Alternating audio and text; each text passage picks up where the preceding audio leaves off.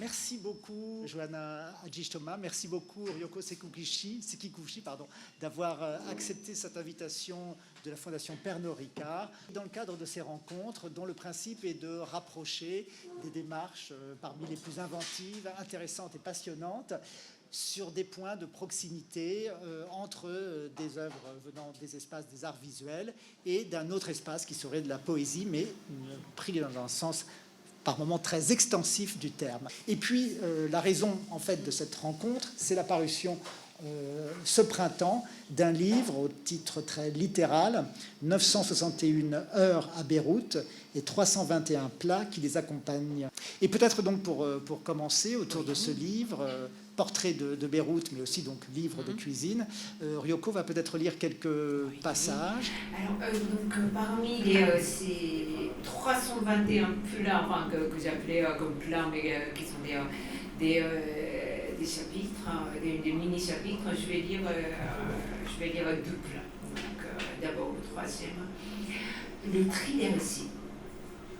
Contrairement à ce que pourrait faire croire cette vogue de la cuisine libanaise, lorsqu'on regarde du côté de la littérature en français, les livres sur Beyrouth ne traitent que de la guerre. Comme si cette ville n'avait d'autre thème à offrir que celui du drame. Dans ce cas, parler de la nourriture beyrouthine en littérature serait une transgression. Peut-être le thème de la nourriture, considéré comme futile, n'accéderait-il jamais à la dignité de sujet d'écriture. D'ailleurs, quelle valeur pourrait avoir la cuisine, ce qui nous nourrit dans un livre consacré à une ville? Que peut bien apporter la cuisine à la littérature, ou plutôt, s'il faut rester transgressif, que peut apporter la littérature à ce qui nous nourrit?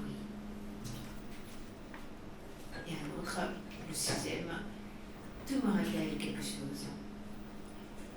D'ailleurs, c'était bien plus qu'une période de ma vie. Je pourrais dire que ces Orients ont joué un rôle décisif dans mon choix de m'installer en Europe. Lorsque j'ai débuté l'apprentissage du français, j'étais saisie dans une dichotomie Orient-Occident, Japon-France. Certes, ce schéma signifié et simpliste ne m'aidait pas à avancer dans la compréhension d'un monde que je commençais juste à entrevoir. C'était une adolescente ignorante de tout, habitant une île du bout du monde. Ce n'est qu'à 19 ans que j'ai découvert, à l'occasion d'un premier voyage de jeunesse dans le pourtour méditerranéen, les pays avec lesquels la France avait noué des relations profondes au cours de l'histoire, relations qui font de la France ce qu'elle est aujourd'hui. Ce fut une découverte salvatrice. Ces Orients m'ont à la fois libéré de cette dichotomie en érigeant en troisième pilier de la pensée et m'ont donné l'envie de comprendre la fascination qu'il a exercée sur les Français. À mon tour, j'ai été fascinée lors de la découverte de mes Orients. C'est ainsi que j'ai choisi d'étudier l'histoire de l'art à l'université. Sans doute avais-je oublié les raisons initiales qui m'y avaient poussé parce que, qu'entre-temps, j'avais intériorisé ce regard pluriel. Je me tourne peut-être vers Johanna pour avoir peut-être quelques impressions. Alors, nous avons entendu quelques fragments de ce livre, qui est donc cette chronique sur un certain nombre de jours, de journées intenses de découverte. Quand on lit ce livre, qu'est-ce que... Alors moi, je veux dire d'abord que moi, on m'a offert ce livre et qu'il a beaucoup circulé dans le milieu libanais déjà. Et que mon producteur qui me l'a offert quelques jours avant que Jérôme me contacte pour m'inviter à cette rencontre. Donc moi je l'ai vu comme un signe très intéressant et j'étais ravie en fait de faire cette rencontre parce que je trouve que la démarche est très intéressante aussi de spécifier que c'est un livre de cuisine, justement, comme ce que tu fais, et de dire que ces plats, c'est bien sûr, tu ne décris pas seulement des plats dans le livre, mais à travers la cuisine, on parle de thèmes qui nous sont chers, comme la transmission, l'archivage, l'identité. Et aussi, il y a des tas de questions qui reviennent et qui montrent aussi, il y a beaucoup de témoignages qui, l'air de rien, tout en parlant un tout petit peu de cuisine, parlent en fait de toute la ville et de plusieurs années de la ville. Évoque la guerre, mais pas que ça, évoque aujourd'hui. En fait, il y a énormément, on fait aussi un voyage à travers ce livre, puisqu'il commence à un moment un peu plus d'insouciance, où tu vas à Beyrouth avec cette idée justement de suivre quelque chose de culinaire, et finalement tu arrives jusqu'au moment de la Révolution. Et en fait, en le lisant, on ne peut pas non plus s'empêcher de penser à ce qui se passe aujourd'hui continuellement, et donc ça ramène même en creux le présent. Et donc c'est extrêmement touchant de lire ce livre. Mais en même temps, je trouve que tu entames un dialogue dans ce livre entre le Japon et le Liban, et il n'y en a pas tant que ça.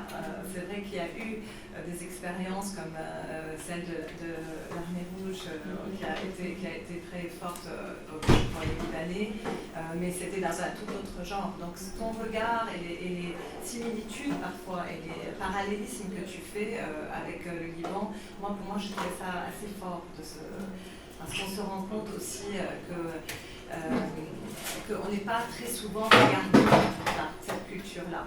C'est-à-dire, c'est une culture avec laquelle la France, on a plus l'impression, quand tu parles de tes Orients, nous, on a souvent eu l'impression d'être regardés par l'Occident, un certain l'Occident, et particulièrement par la France peut-être, et qui a façonné la façon dont les Orientaux se sont eux-mêmes représentés. C'est bien sûr le fameux livre d'Edouard Said, L'orientalisme, raconte comment le regard sur nous s'est forgé avec un regard occidental, mais là c'est un regard complètement différent. C'est un regard justement qui n'est pas le regard d'un colonisateur, et le regard qui t'est renvoyé quand tu lis n'est pas celui d'un colonisé. Et tu en parles d'ailleurs assez bien, je trouve, dans le livre aussi par rapport à justement qu'est-ce qu'on cuisine et qu'est-ce qu'on s'imprègne. Et d'ailleurs, pour toi, ce n'est pas un hasard, pourrait-on dire aussi, même si c'est un peu un hasard, cette invitation et cette proposition, ça s'inscrit effectivement dans une grande connaissance des Extrêmes-Orient, des Moyen-Orient, que de longue date tu as. Enfin, grande connaissance, c'est trop dire, mais en tout cas de passion. Et puis, c'est vrai que c'est juste ce que Johanna a dit, parce que en fait, entre les Orientaux, on a beaucoup de relations, tout ça. Et comme par exemple, c'est vrai que ça n'arrive pas beaucoup à un Japonais de décrire sur les Libanais, enfin le vice-versa. En fait, je ne pense pas qu'il y a beaucoup de livres, par exemple, sur le Japon écrits par les Libanais, alors qu'on peut en fait, je pense, découvrir beaucoup de choses. Et puis surtout, dans un pays, en fait, donc deux pays, enfin plusieurs pays, en fait, qui ont connu la mondialisation à peu près en même temps, en fait, qui ont connu l'infrastructure, la monnaie à peu près en même temps. On a beaucoup de vécus en fait, similaires, même si l'histoire n'est pas pareille, mais même si on n'a pas de relation directe. Et en fait, c'est ça qui m'intéresse beaucoup, et c'est ce que j'avais déjà vécu en Iran. Bien sûr, on peut penser qu'entre l'Iran et le Japon, il n'y a pas beaucoup de similitudes, en fait, d'apparence vraie, mais c'est vrai, mais en même temps, jusqu'à peu près les années en fait, 70, on avait à peu près le même niveau en fait, économique, le développement et le basculement, c'est qu'il y avait une révolution d'un côté et pas de l'autre côté. Donc et je pense qu'il y a toujours ce genre de comparaison aussi possible, et aussi ça me fait penser pourquoi en fait, un tel pays en fait, oriental qui cheminait à peu près dans la même voie de modélisation à cause de ça et a dévié ou bien a pris un autre chemin. Oui. Et je pense aussi que ce qui est très intéressant dans ce livre aussi, l'idée de faire un livre de cuisine, c'est que la cuisine, comme on disait, c'est une forme de transmission et que c'est un pays, le Liban, où le problème de la transmission est assez aigu. C'est-à-dire qu'il y a un problème quand même d'histoire et que le fait que... c'est pour ça que souvent on parle beaucoup de la guerre, mais dans le sens où l'histoire de la guerre n'est pas une histoire qui est partagée par tout le monde. Il y a une problématique pour la raconter. On n'arrive pas à la raconter. Elle n'est pas enseignée dans les écoles. Parce qu'il n'y a pas de vainqueur. Il y a un moment comme ça, on ne sait pas qui l'écrit. Et il y a constamment une histoire qui se réécrit. Donc cette absence d'histoire commune, de partage d'histoire, elle est ressentie très violemment en fait. Et aujourd'hui, on peut dire que le fait d'arriver à cet effondrement qui est le nôtre aujourd'hui, qui est l'effondrement à tous les niveaux, c'est aussi dû peut-être à cette absence de projet commun, cette division que c'est pas nécessaire d'être tous d'accord sur l'histoire qui s'écrit, mais il faut au moins qu'il y ait une narrative historique et puis qu'on la déconstruise.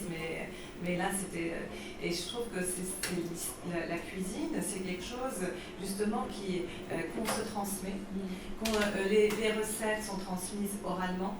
Elle fait le lien dans des générations très différentes et donc elle fait le lien dans des régions très différentes. Et c'est pas non plus innocent de voir des gens qui ne sont pas du tout d'accord politiquement pouvoir cuisiner ensemble, pouvoir manger les mêmes plats, comme nous montre l'expérience de Kamal Mzawa, que tu connais bien et que tu cites dans le livre aussi. Et donc c'est aussi ça, c'est l'importance de ce livre, il est là aussi. Mais les artistes et votre travail à Rani et à toi, ça s'inscrit et il y a ce moteur puissant autour justement de la narration historique. Qu'est-ce qui a fait que ça s'est imposé à vous au commencement de vos travaux? Je pense qu'un peu ça, ce dont je parle, c'est-à-dire que Khalil et moi, on a commencé à travailler juste à la fin des guerres civiles libanaises avec cette idée un peu que c'était en train qu'est-ce qu'on allait faire de tout ça, pourquoi cette guerre s'était terminée, on ne comprenait pas très bien qu'est-ce qui l'a terminé, et tout d'un coup c'était comme si on la mettait en parenthèse, on disait voilà, bon, elle a commencé là en 1975, elle a fini en 1990, mais rien ne nous semblait résolu de cette guerre-là. Et ce qui nous a poussé à devenir des artistes tous les deux, c'est le questionnement, en fait, un grand questionnement autour de qu'est-ce qui commence une guerre, qu'est-ce qui la termine, est-ce qu'on est vraiment... Il n'y avait pas ce moment de transition. Et ce moment de transition où les gens parlent, où les gens... Il n'y avait pas de réconciliation. Oui. Il n'y avait pas de moment où on met à plat les choses et on se dit, bon, on a été très divisés, on a fait des choses terribles, on a eu une guerre civile quand même de 15 ans atroce, où les gens se sont... il y a eu des familles déchirées, il y a eu des choses, il y a eu énormément de morts, il y a encore 17 000 disparus qui ne sont toujours pas rendus, on sait toujours qu'ils ne sont sans doute jamais rendus, mais dont on ne sait rien. Enfin, il y a énormément de questions en suspens. Et nous, en fait, on a commencé à travailler dans cette angoisse un peu de quand rien n'est résolu, est-ce qu'on n'est pas juste en train de travailler, de faire comme si de rien n'était et que tous les problèmes sont encore latents, tous les conflits sont encore là et peuvent exploser à nouveau. Et bon, c'est un peu ce qu'on vit aujourd'hui, disons. On vit c'est comme si les choses se sont dégradées extrêmement lentement pour arriver à cet effondrement. Et dans ton travail, Ryoko, cette notion d'histoire, elle est traversée et elle est aussi, comme dans vos travaux, portée par des éléments qui sont des éléments de la vie très souvent très quotidienne, qui sont des éléments aussi anecdotiques, qui sont des éléments qui transitent par la parole, par la transmission. D'où te vient peut-être cet intérêt pour ces briques, ces fragments, ces micro-éléments? Je pense que, en fait, pour un peu rebondir à ce qu'elle a dit Johanna, c'est que la question de transmission, déjà, par exemple, quand j'ai regardé ce ce film qu'elle a fait donc avec Etel Adnan, ce sujet de transmission est très présente. Elle aussi, il y a un moment donné, c'était Etel qui dit que la transmission, c'est une façon de survivre. Là, en ce moment, je pense que c'est aujourd'hui, en France, ce mot de transmission est un peu galvaudé, donc on parle de transmission de façon très légère. Ah oui, mais on est en respect de la transmission. Mais non, la transmission est équivalent de la survie. Et je pense que c'est de... Et encore une fois, donc quand toi tu dis que ce n'est pas une guerre, rien n'est résolu. Et je pense que aucune guerre ne résout rien. Enfin, il n'y a aucune guerre qui est résolue. Bon, bien sûr, dans des niveaux plus ou moins, il peut y avoir la trêve, il peut y avoir les réconciliations, mais il y a toujours, pour moi, la guerre, c'est quelque chose qui installe, pour moi, après, plus ou moins, des décennies de non-dit, et des décennies aussi de disparus. En fait, la guerre, c'est une machine à produire des disparus. Et dans la vie quotidienne, il y a des morts, mais il n'y a pas de disparus. Il y a quelques disparus volontaires, mais proportionnellement parlant, c'est pas comparable. Et dans le drame, il y a des disparus. Il y a des dans la guerre, il y a des disparus. Et donc, pour revenir à ta question, des fragments et tout ça, je pense que tout à l'heure on parlait d'archéologues, Olivier Laurent, qui disait dans son livre ce qu'est le métier d'archéologue, et il disait que c'est aussi important, mais en tant qu'archéologue, de chercheur, de parler de sa propre personne, de sa propre vie, parce que on a tendance à penser qu'en tant que chercheur, on doit parler d'un point de vue neutre, mais que la neutralité, finalement, n'existe pas. Donc, je pense que c'est aussi pour ça que j'ai beaucoup senti, aussi dans son travail, qu'il y a aussi tes vécus sont là, tes passés sont là, et tu le mets aussi comme une sorte d'honnêteté par rapport au thème. Quand on traite du passé de quelqu'un d'autre, quand tu interviews sur le passé de quelqu'un d'autre, il faut que nous aussi, on s'expose, on présente nos propres passés. Et donc, je pense que quand on traite aussi les intimités de quelqu'un, on doit aussi montrer notre intimité. Je pense que c'est ça ce que, par exemple, j'ai senti dans les dialogues entre Etel Adnan et ton propre histoire. Je parle de ce film. Oui, parce qu'effectivement, oui. On peut en fait, il y a deux choses qui étaient je vais dire deux choses. D'abord sur le film avec Etel. Donc, pour ceux qui ne le connaissent pas, c'est un film qu'on a tourné avec Khalil et moi, en partie à Paris, donc avec Etel, qui ne bouge pas trop de sa maison. Donc, on parle ensemble. Et en une autre partie, on part à Izmir. Donc à Izmir, que nous on a appelé Smyrne, c'était la ville où mon grand-père est né, mon grand-père paternel, et donc il a dû quitter en 1922 parce qu'il était grec et les Grecs ont été chassés d'Izmir. Et c'est là aussi où la mère d'Etel est née, qui était grecque et qui a épousé un Syrien qui était officier de l'Empire ottoman. Et quand l'Empire ottoman est tombé, ils ne pouvaient plus trop rester là et ils sont partis. Et donc Ethel est née au Liban, mais sa mère l'avait inscrite comme si elle était née à Zmiane en fait. Elle rêvait de repartir. Et la première fois qu'on s'est rencontrés, Ethel et moi, tout de suite, on s'est dit « Ah, c'est incroyable, ce lien qu'on a » et ça a créé une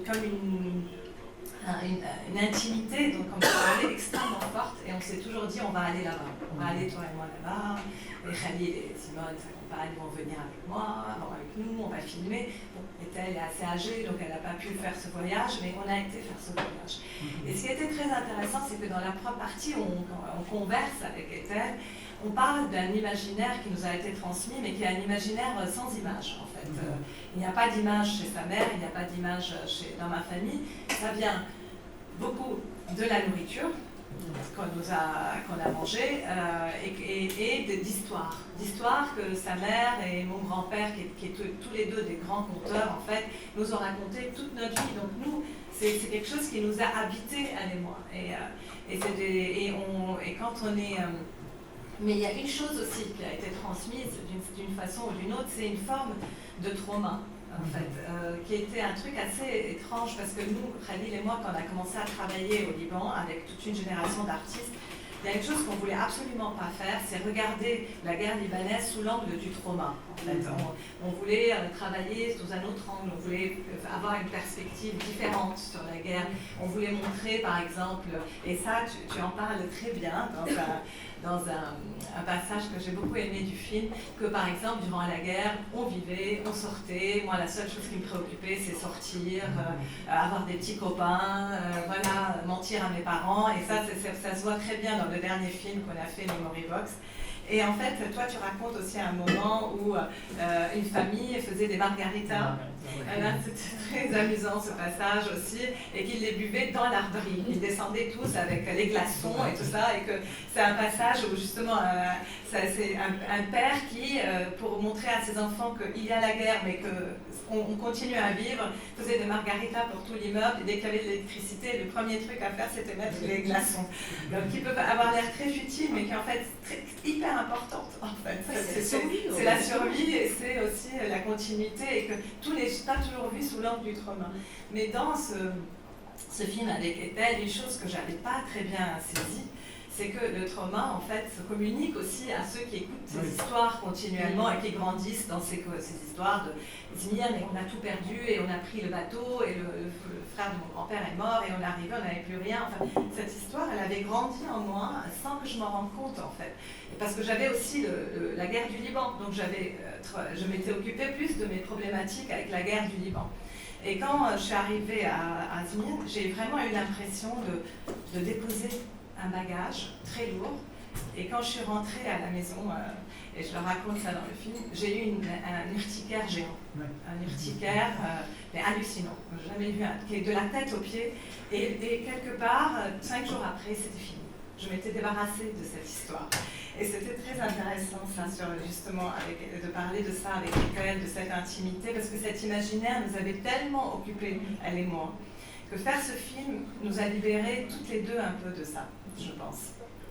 Un imaginaire aussi qu'on répète, parce que dans ce film, il est raconté aussi que finalement, à la mort du grand-père, c'est le père, voilà, qui réitère ces mêmes histoires. Et après, moi, on peut dire que mon père est toujours parmi nous, mais que j'ai quand même que ça se continue. Et ce qui est aussi très, très beau dans le livre de Ryoko, c'est la façon dont surgit aussi des figures liées au Japon, à la culture, aux pratiques liées assez souvent à des anecdotes familiales, personnelles.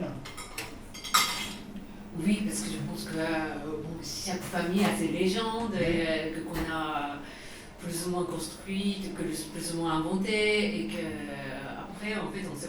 Bon, bien sûr, s'il y a entre-temps la guerre, bien sûr, ça devient important. Et puis... Mais cette histoire, par exemple, les légendes, bien sûr, si on raconte des histoires familiales, ça peut nous traumatiser. Mais s'il n'y a pas d'histoire, ça peut nous traumatiser encore plus. Oui, c'est pire. C'est pire. C'est le C'est pire, oui, c'est pire. Et c'est pour ça que c'est vrai que c'était, ce qui était assez étrange, c'est que ce séjour à Beyrouth, et que je devais dire en arrivant à la ville, et donc comme une personne à Beyrouth, bon, enchantée, je m'appelle Yoko Sekiguchi, je vais écrire sur toi. Donc, tu me racontes des histoires, mais je dois te raconter mes histoires à moi.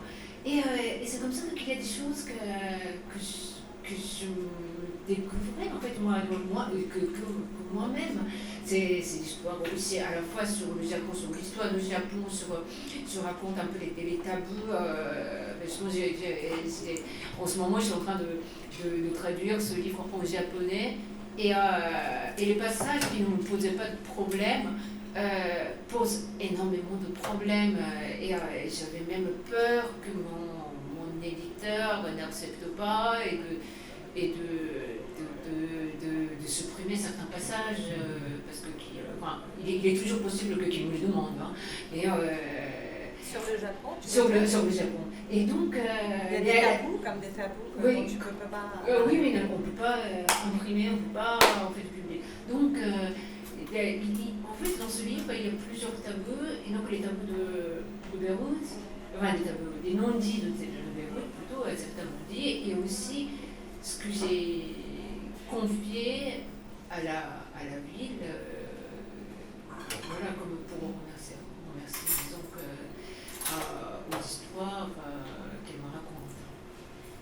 Et quelquefois, ces données ont aussi une valeur fictionnelle, enfin, notamment dans le film avec Ethel Adnan, quand arrive la narration de ce coffre qui contient un certain nombre d'objets, qui devient une sorte d'objet qu'on reconquiert d'une manière ou d'une autre, qu'on reconstitue, ce genre d'élément paraît même irréel.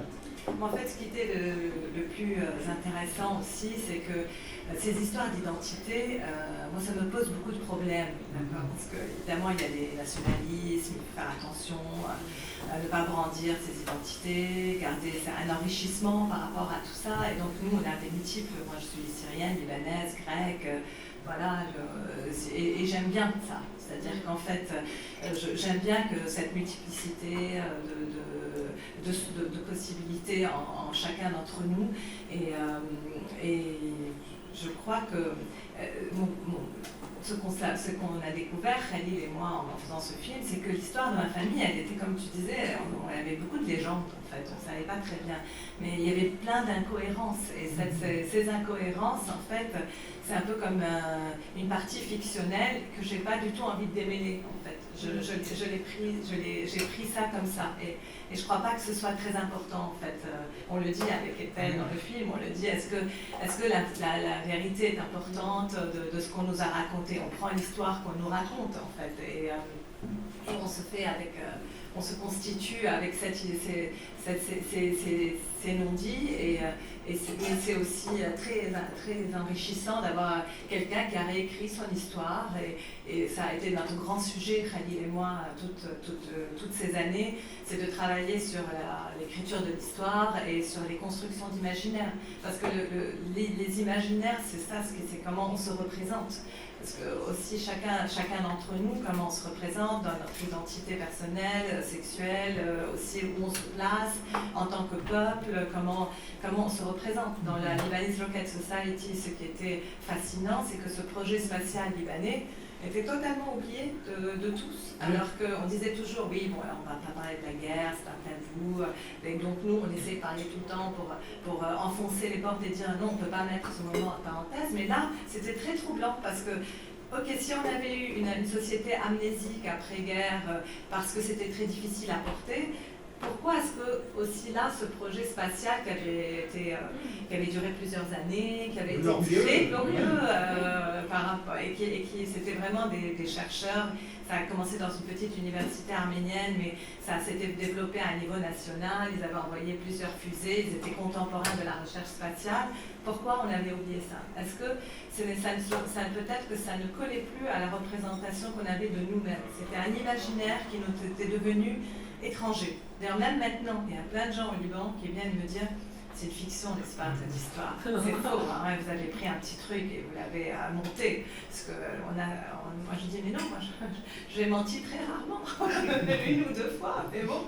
Et voilà, mais je crois que c'est des imaginaires qui nous permettent aussi cette écriture de l'histoire.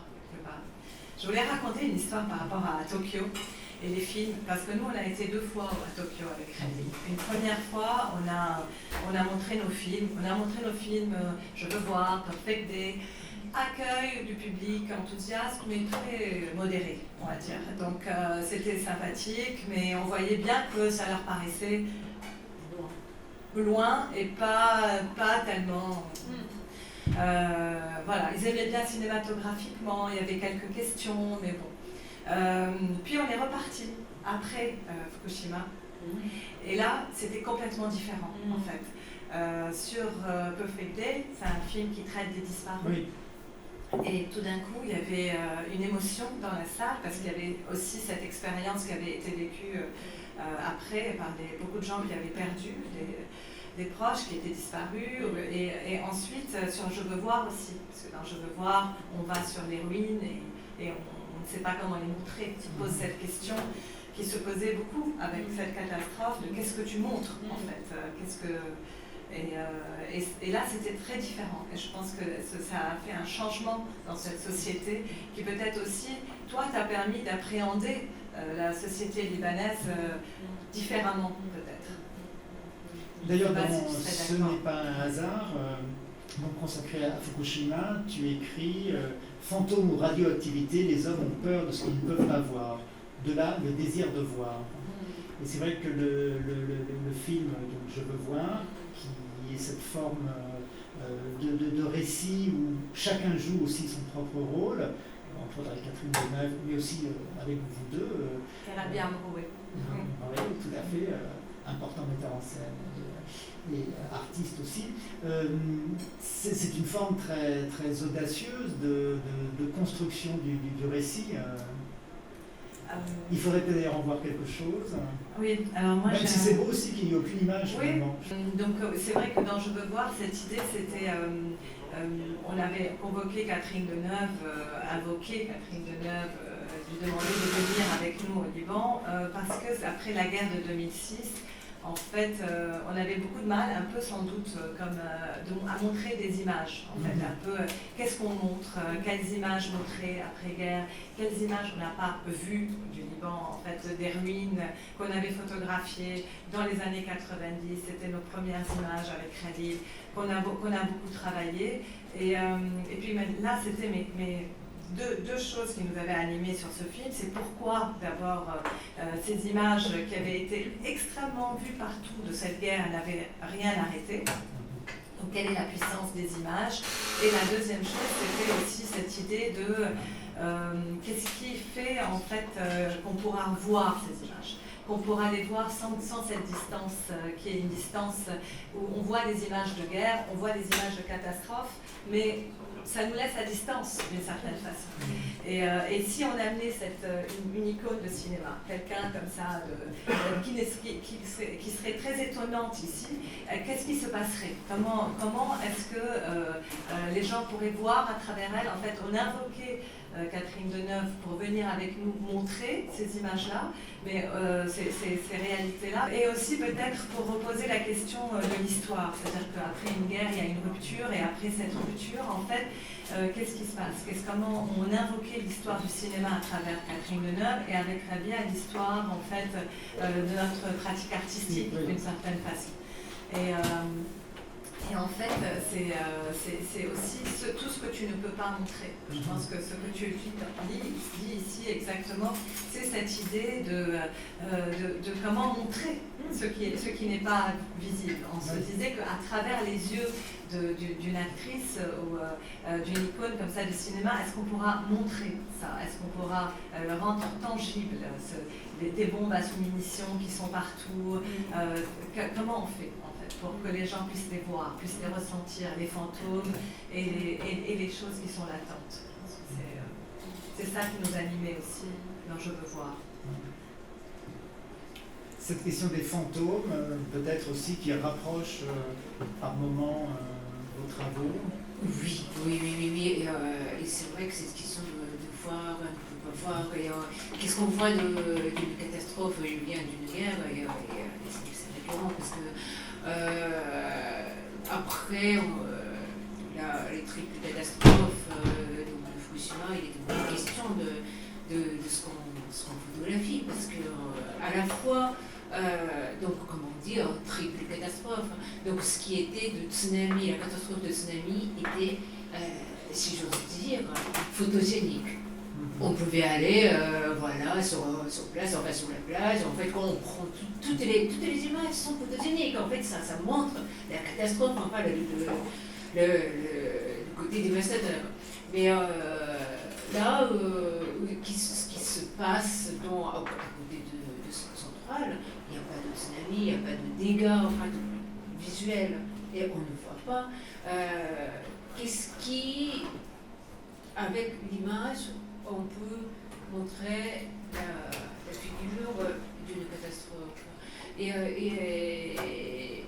c'est aussi, c'est vrai que quand j'ai parlé de différence de réaction des Japonais entre avant et après, et je pense que c'est aussi qui m'animait pendant la lecture de ce livre, et puis qui me fait finalement décider de le publier en tant que comme livre de cuisine, malgré le fait qu'il y a eu après, c'est-à-dire l'explosion en fait qui a rendu quand même la ville complètement très, qui a mis la ville après une catastrophe. Et donc il est question à la fois, donc dans ce livre, ce n'est pas un hasard, la veille et après la catastrophe. La veille, on ne sait jamais en fait quand on est à la veille, bien sûr à la veille d'un drame, à la veille de notre propre mort, on ne sait pas, on ne sait pas qu'on est à la veille. Et puis comme l'explosion, on ne savait pas que ça était à la veille. Donc je ne voulais pas écrire sur la veille de catastrophe sur Beyrouth, parce qu'on n'était parti au point, même quand j'étais partie en 2018, j'étais comme ça insouciante, j'étais voilà, je vais écrire sur la cuisine libanais, yes, on va bien manger. Et je ne savais pas qu'on était à la veille. Mais ça, c'est aussi, si vous voulez, le livre de cuisine existe aussi pour ça, parce que le livre de cuisine, les carnets de notes, par exemple, de nos grands-mères, enfin, même après la disparition de nos grands-mères, montre ses gestes, montre sa présence, et en même temps que ce livre, j'ai fait j'ai profité de justement ce séjour pour avoir le prétexte de bien manger. Enfin, j'ai fait un guide donc, très pratique, donc des restaurants, que des restaurants. Donc il y avait cinquantaine d'adresses, et je ne pensais pas bien sûr, voilà, donc que c'était. Et le guide, c'est drôle parce que ça a un statut assez particulier, parce que le guide doit toujours rester collé à la réalité d'une ville. Le guide doit toujours refléter ce qui se passe dans une ville. Et c'est aussi pour ça que tous les ans, bien tous les 2 ans, il faut réactualiser. Et après l'explosion, je sais bien sûr que certains de ces restaurants fermés.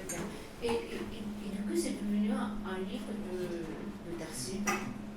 Oui, ça devient un document. On pourrait d'ailleurs l'ouvrir, un peu comme dans le film. Et avec les photos de plats qu'on pourra peut-être manger, en fait. C'est assez terrible. Ça s'appelle Le voyageur affamé, ce livre-là. Et en fait, ce qui est très triste, c'est que c'est vrai que si je l'ouvrais, je pense qu'il y aurait beaucoup d'établissements qui ont soit fermé, ont été détruits, soit quand on y va, parce qu'aujourd'hui, il y a quand même, je ne sais pas si tout le monde comprend combien le Liban a changé, en fait, depuis 2018, depuis le moment où tu as été et où tu as fait cette recherche dans justement une sorte, comme tu disais, d'un peu d'insouciance, et où tu essayais de...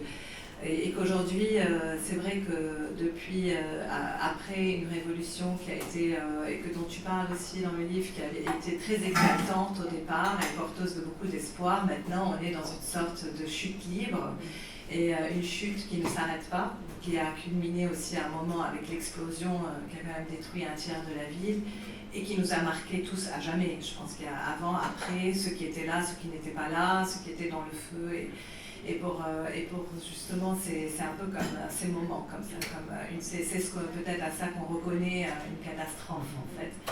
Et lire le livre, ça fait comme une archive, mais ce n'est pas une archive dépassée.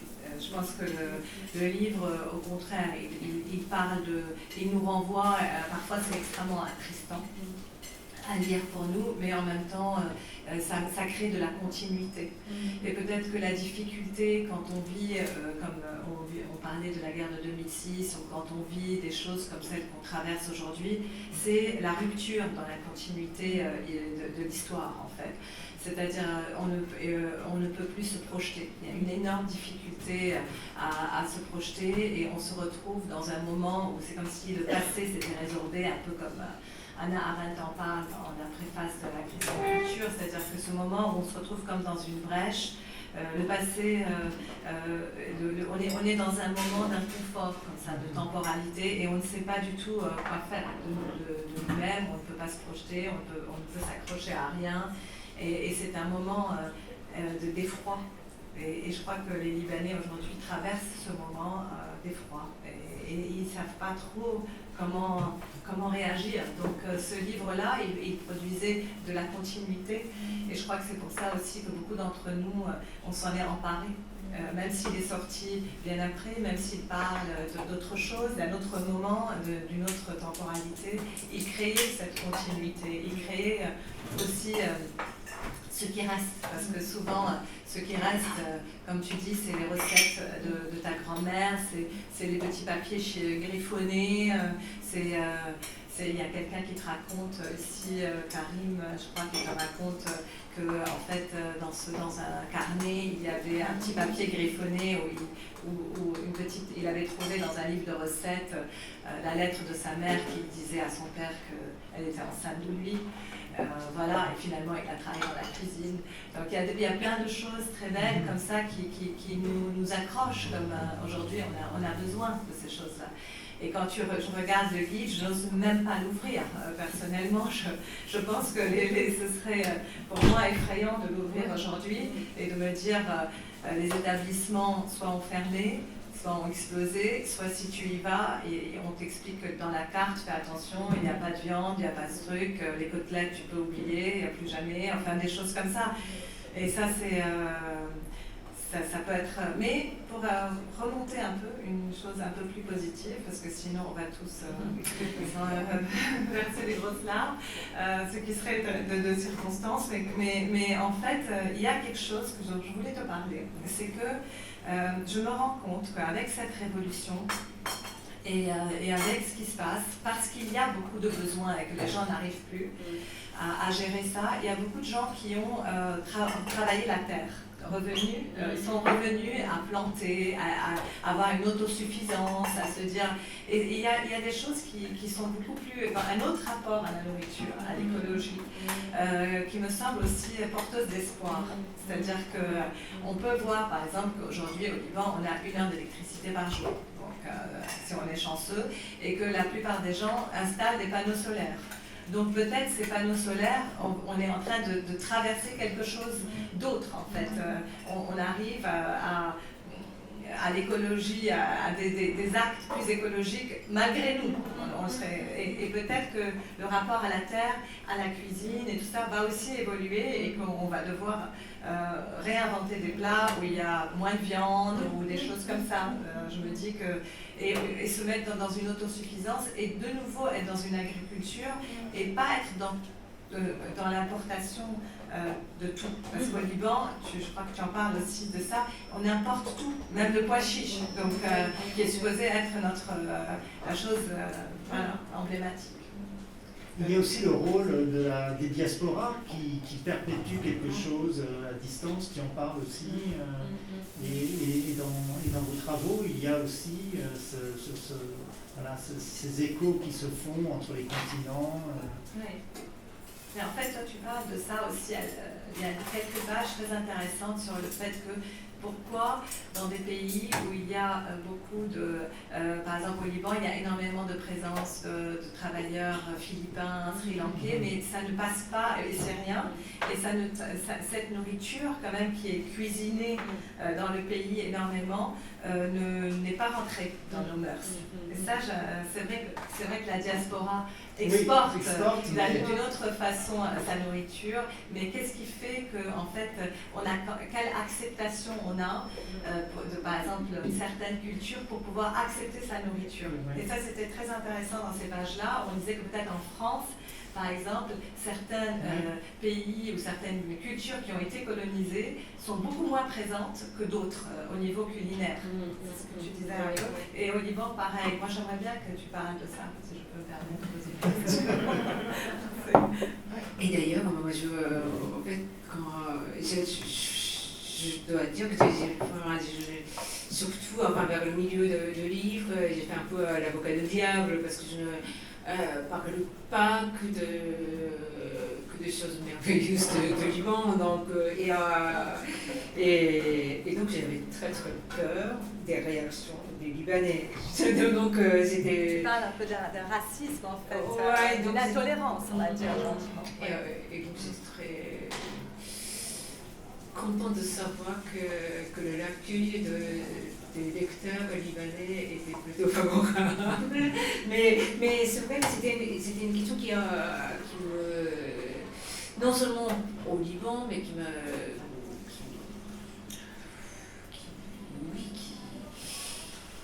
je gardais depuis longtemps, en fait, même en France, parce que pourquoi je m'intéresse à la cuisine? Ce n'est pas la cuisine, disons proprement parler, mais comme une sorte de c'est le moyen qui nous permet de voir certaines, par exemple, bien sûr, l'histoire, aussi la sociale, ces questions d'identité aussi. Donc c'est comme si en fait un sociologue, ou bien un anthropologue travaille la cuisine. Je pense que c'est un matériel très riche. Et c'est vrai que chaque pays a un filtre, donc chaque pays a la porte qui s'ouvre, qui ferme par rapport aux éléments étrangers. Et la cuisine sert à ça aussi. Donc ça ne veut pas dire que la France est plus ouverte que le Liban, non, pas du tout. Et donc je parle du Liban et que je parle à la fois donc bien sûr les exilés, les expats exportent et aussi donc c'est aussi là la force pour transmettre la cuisine libanaise mais à l'étranger et aussi qu'il faut aussi ramener les choses d'ailleurs et c'est aussi pour ça qu'à Beyrouth donc il peut y avoir à la fois la cuisine italienne et la cuisine française, la cuisine japonaise, ça. Mais c'est vrai que les cuisines des immigrés, on ne les mange pas. Ça ne veut pas dire que je sois encore une fois, je fais toujours le diable donc, par rapport à ce qui se passe ici. Là maintenant ça commence un peu avec par exemple la cuisine africaine qui revient à la mode, mais bon, il y a 300 personnes en parlaient. Il y a très peu de cuisiniers qui ont d'origine, enfin une sorte d'origine m'avait dit qu'il décroche une étoile, 2 étoiles, alors qu'on a pris les bras ouverts. Les chefs japonais de la cuisine française, il y a quelque chose qui ne va pas. Donc c'est vrai que voilà, donc ça se passe, ce qui bloque, l'endroit n'est pas toujours au même endroit, enfin c'est pas toujours au même endroit, mais ça se passe toujours. Et c'est aussi intéressant de voir à travers la cuisine ce qui passe et ce qui ne passe pas. Et par rapport au Japon d'ailleurs, la situation ou la présence des cuisines. Bien sûr, donc avec la cuisine coréenne, mais je pense que c'est ce qui est plus grave et que ce que justement qui me peut-être poserait des problèmes lors de la parution éventuelle de livres en japonais. C'est la présence de intouchables en fait, au sein de notre communauté, donc, qui existe et qui est aboli en fait comme législation, le mot parlant, mais la ségrégation existe, ce qu'on appelait les gens de Bulaku, donc qui se chargeaient des tâches qui ont rapport avec le corps. Donc c'est-à-dire que les fossoyeurs, les tanneurs, les chasseurs, les danseurs. Les musiciens, bien sûr. Et aussi donc maintenant donc aussi encore qui travaillent dans les abattoirs. Et donc là, j'ai parlé de cette histoire, j'ai parlé de la visite, parce que autant donc, quand je vais au Liban, ça m'intéresse de savoir ce que mangent les Philippins, les Sri Lankais, voilà, ce rapport avec la cuisine libanaise et la cuisine, les Libanais avec ces cuisines.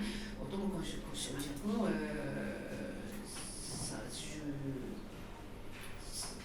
je dois travailler en fait, avec nos propres problèmes, nos propres tabous. Oui, parce qu'en fait, ceux qui ne...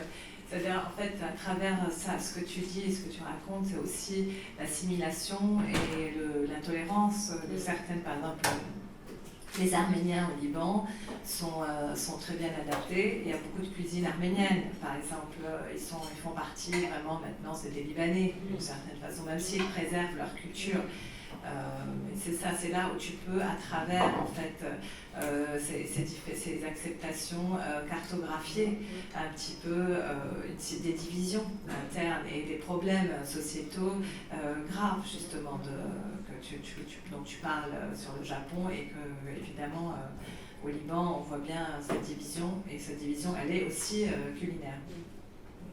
Eh bien, merci beaucoup, Johanna Edwidge Thomas. Merci beaucoup, Ryoko Sekiguchi. Merci de l'invitation.